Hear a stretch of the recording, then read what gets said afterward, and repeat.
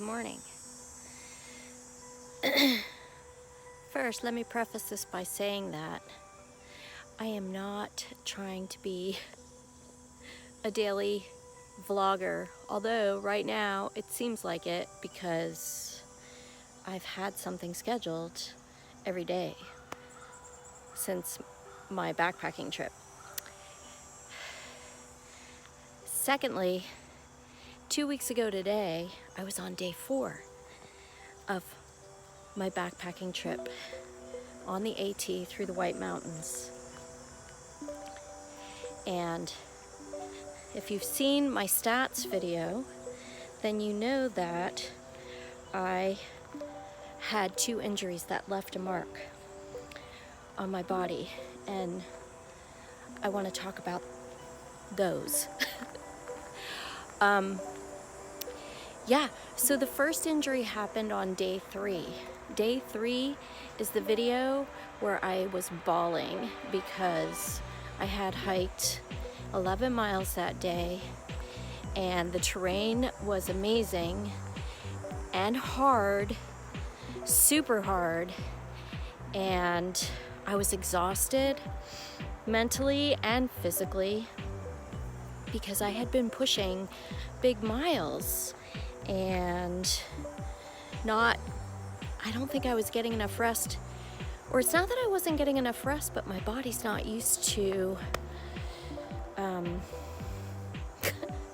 just going straight up and straight down for so many miles. Anyway, that was the day that I went over some seriously hard terrain, and then when I got to the level spot of the trail, or to a level spot of the trail, where there are log bridges over the mud, I slipped on the log. My left foot went right into the mud, came right out of my shoe stuck in the mud, and I fell over to the right and I slammed my knee on a rock. And I lost it. I just lost it because it was the end of the day and I was exhausted. And that's the day that I thought, I can't do it. I must be insane. And that left a mark. It left a mark on my knee. I got up, brushed myself off, got my shoe out of the mud, put my shoe back on, and carried on. And I could feel on my right knee that I was bleeding. And it was just minor scrapes. And still have scabs on my knee from that, although they're almost gone. And I think the bigger mark that it left, though, was a huge mark of discouragement and thinking that I would never, ever make it to Mount Washington. I wouldn't have what it takes, that I wouldn't have the grit or just the perseverance to do something so hard. And then 4 days later, on day 7, I climbed up Webster Cliff, and I wasn't even up at the cliffs yet, but I got up to a point on the trail where when you're climbing like that and you're just staring at the rocks in front of you and being super concentrated about where you're putting your feet, I took a left-hand turn and stopped dead in my tracks because I reached this giant boulder that was split in half. Like this giant, it was just a fissure. And I mean, it looked like it could have been trail because there's stuff like that on the trail, but something in my head, the Lord, the Holy Spirit in my head said, this is not the trail. And so I stopped and I hopped up to the top of the boulder to look around, and I was like, yeah, no, this is not the trail.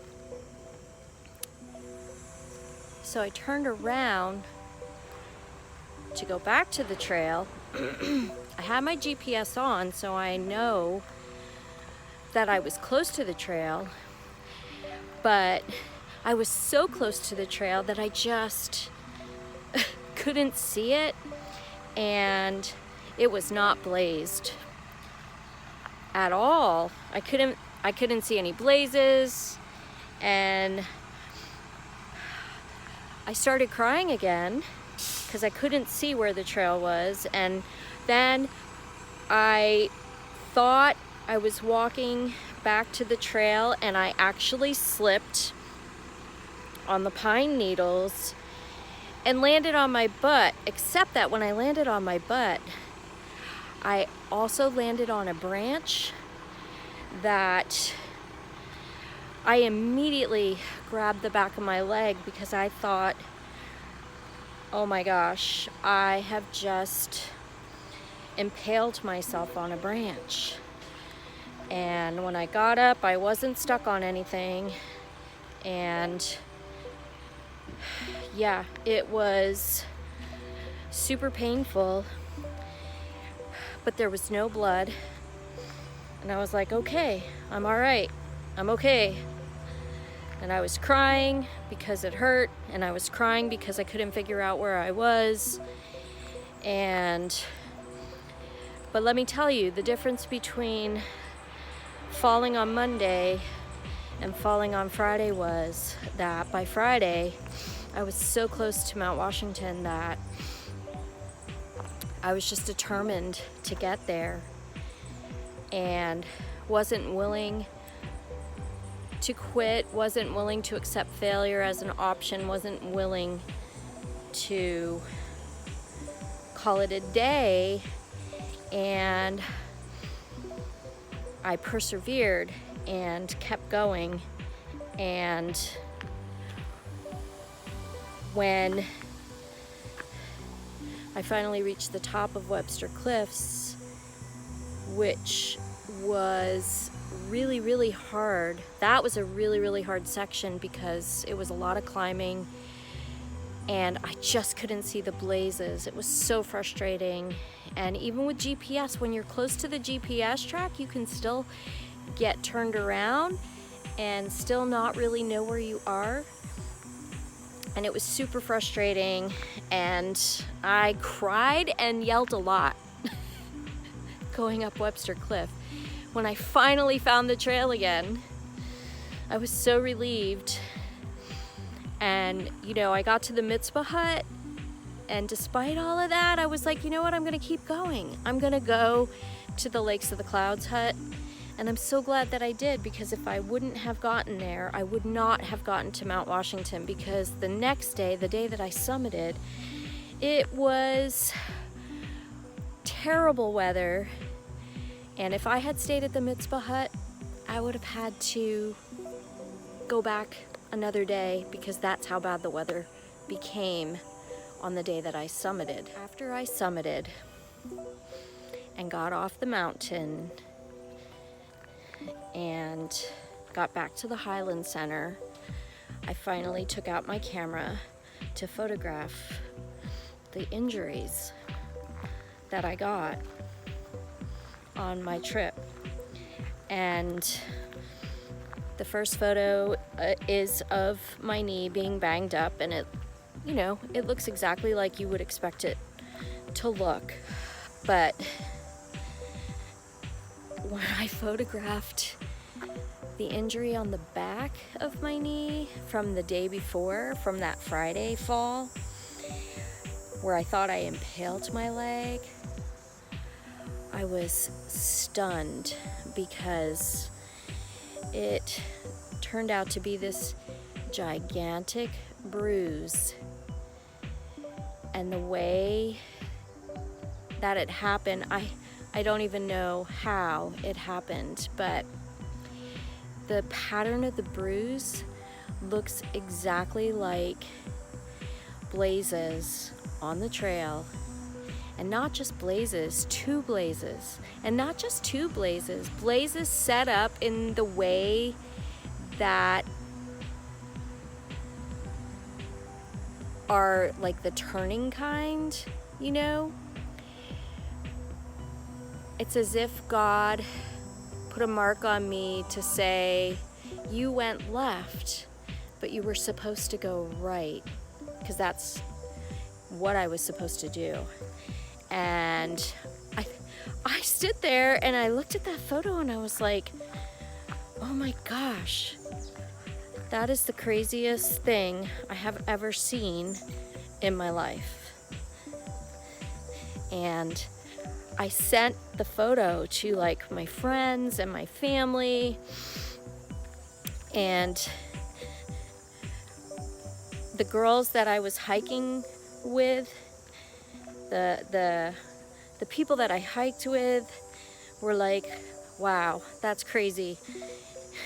That would be a great tattoo, which I agree. It would be a great tattoo, but I don't think I'm gonna get that tattoo because it's too big, number one, and number two, I don't spend my money on tattoos anymore. Not big ones like that, but I might just have to I could get it shrunken down and have that tattooed on my leg as a reminder of the time that God said, go right. Oh my gosh, it was the craziest thing. Anyway, that is the story of the two injuries that left a mark. Thanks for watching. I'm in the planning stages of my next hike up in the White Mountains. I am planning to go up there for at least 2 more weekend hikes and get as close to the Maine border as I can. Right, okay, I'll see you next time.